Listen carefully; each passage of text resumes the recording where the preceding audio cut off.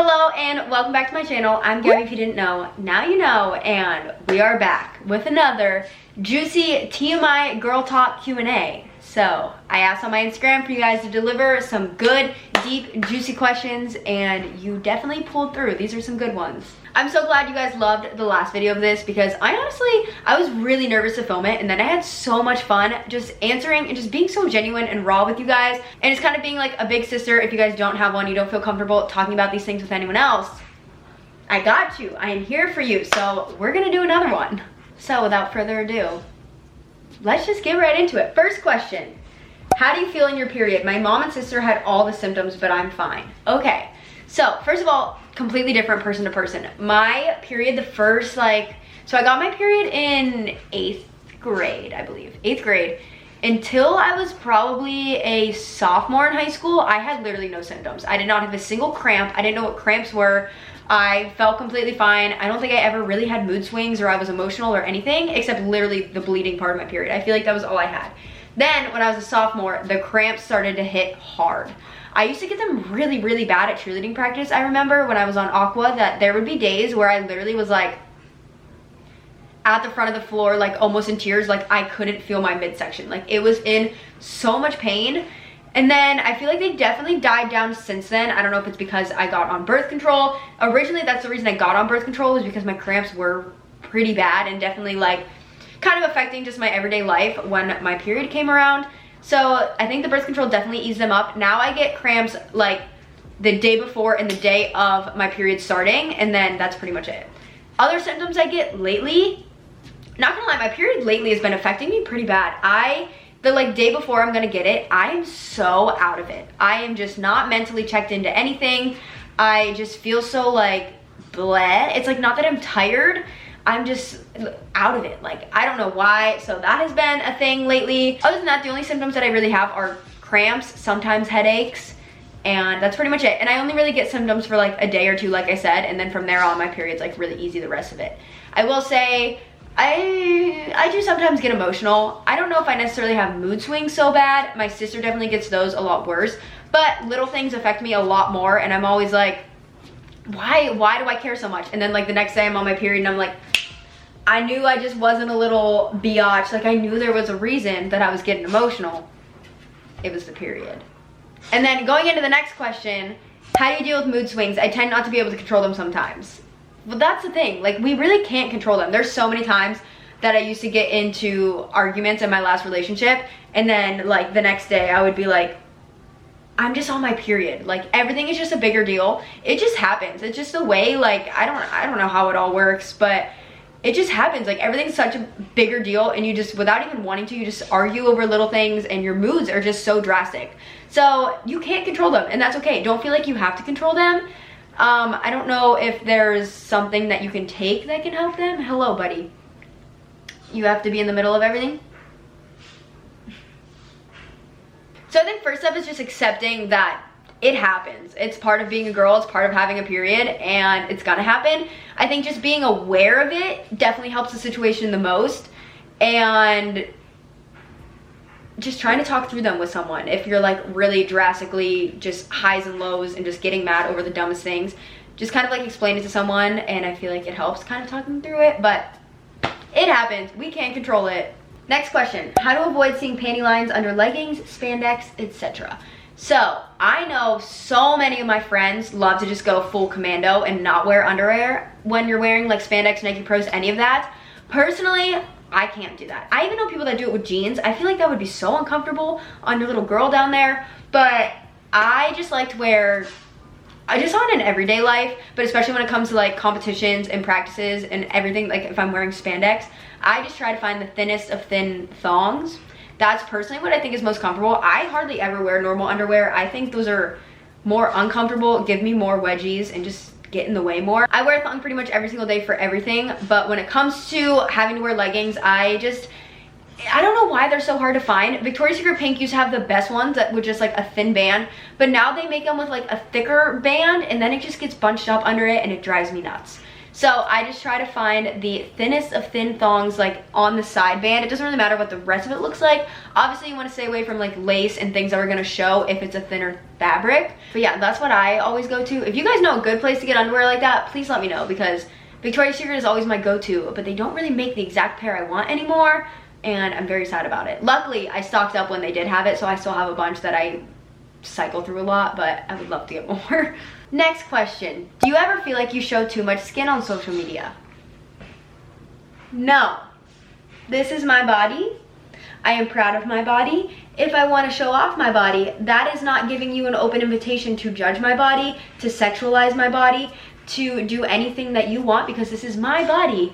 And just because I show it off on social media does not make me a hoe, doesn't change who I am as a person, doesn't honestly do any of that. So no, I do not think I show too much skin on social media. I actually don't show over the top a lot at all, I feel like, compared to other people.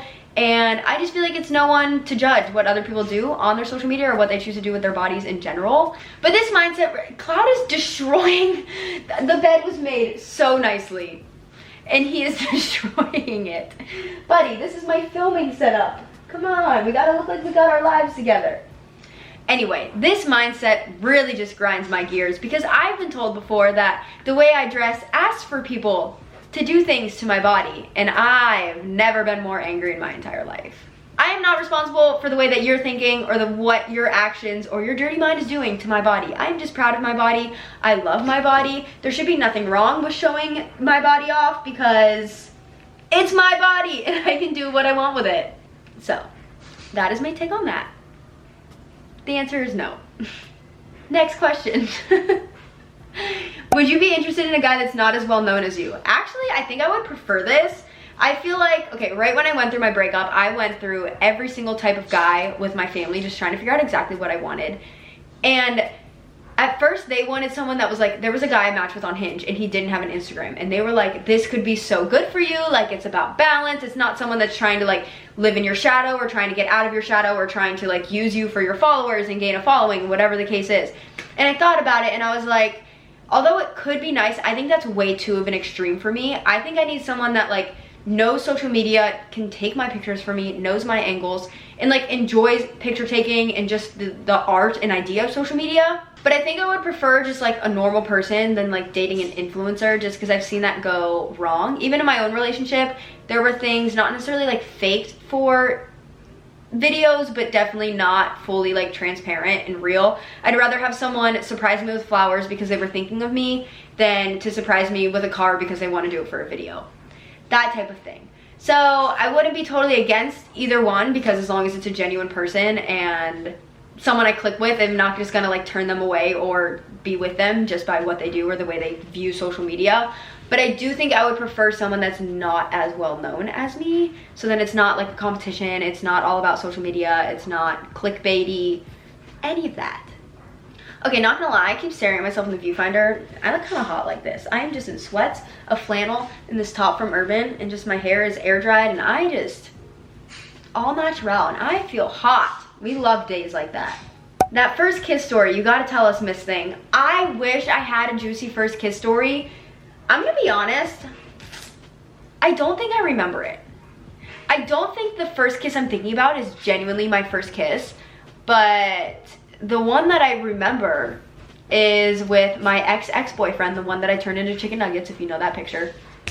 And we went on a little date to Starbucks. I don't know if we were already dating at this point. That relationship is honestly a blur. I don't know the timeline of anything that happened, but we were on a little date at Starbucks. We got our Starbucks and we were out in the parking lot, and my mom was coming to pick me up, and we kissed in the parking lot. It was definitely my like first real kiss, and I got a lot of questions that were like, I'm scared for my first kiss, like how do I know what to do? He was experienced and he knew what to do, and I feel like you watch movies, you see things happening, just don't overthink it. I feel like it's a natural human instinct to like know how to do stuff like that. So it wasn't anything juicy, there was no tea, it wasn't gross, it was great. I don't know, I wish I had more juicy stories. I wish I had better experiences. I wish I went through like a crazy phase in college so I could explain all this to you. I don't have any fun experiences. So my first kiss, was good. I don't know. There's no tea to it. I wish I had a better story. Do you believe in right person, wrong time? I feel like I go back and forth on this a lot, but at the end of the day, I really do think so, because I am a completely different person than I was a year ago, let alone 2-3 years ago. And I feel like there's times where you just click with a person, but you can just tell like timing's not right. Like there's situations in your life that would not let it pan out to be exactly how it was supposed to at that time. And if you guys just like do your own thing, kind of grow on your own for a while, a lot of the times when you come back together, you're a completely different person than you used to be, and it could be the right timing, even though it was the right person all along. So I do really think so, because I feel like we're constantly changing and evolving as humans, that you could have like a little bit of a connection with someone a few years ago and really not have it come to fruition and fulfill that relationship until you kind of like figure out things on your own. But at the same time, I don't think you need to use this as an excuse for someone treating you god-awful. You cannot use right person, wrong time to be like, oh, I love him and he's like my soulmate, we're gonna get married, but like, he's toxic. Just right now though, like he has to mature. Don't keep lying to yourself. Don't put up with the BS. If he's really the right person and it's the wrong timing, you just have to let it happen, and whatever's meant to be will be. But you can't use that to cover up the way he's treating you or she's treating you. I don't want to say just guys. Girls are messy too. And you just don't deserve to be treated that way just because you think someone's your soulmate and you think that you're gonna get married. It's not worth it. Thoughts on sex before marriage? I've talked about this before. I'm not super religious. My family is technically Catholic, but I don't know the last time I went to church. We never really practiced it growing up. So I don't really have a value in the whole like waiting till marriage thing. So that's not something that myself or my family ever really valued. So I have had sex before marriage. I'm clearly not married. That's not to say that one opinion is better than the other. I think whatever you truly believe in, again, it's your body, it's your life, it's your choice, and nobody else should have a say in that. If you want to wait till marriage, I think that's such a beautiful thing to get to experience that with someone that you just like vowed to spend the rest of your life with, and I feel like that moment would be absolutely incredible. But I also feel like sex is just this like weird thing that society makes such a I don't know. The way society views sex just makes me angry. I had a class called Sociology of Gender in college, and for my final project, we had like a whole bunch of different topics we could choose from. And my final project was that society views violence and crime as more acceptable in like Hollywood films and movies and shows and video games than it does sex. And it's like, one is literally like violence and hurting someone, and one is like pleasing someone. And they shouldn't even be on the same level, and yet violence and crime is a lot more acceptable than sex is. And I feel like we just need to be open about talking about it more. In health class, we need to talk about all of the things, not just like, I feel like you talk about the dumbest topics in health class, and they don't really teach you a lot of things that you need to know. So, again, another thing that's, you make the choice for you, whatever you truly believe in, and don't let anyone try to persuade you one way or the other. Do whatever you truly believe in. But that's just not personally something I value and not something that I am doing in my life.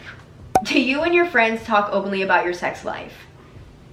Yes. I know every single detail about theirs, and they know every single detail about mine. Honestly, it's just so fun to talk about.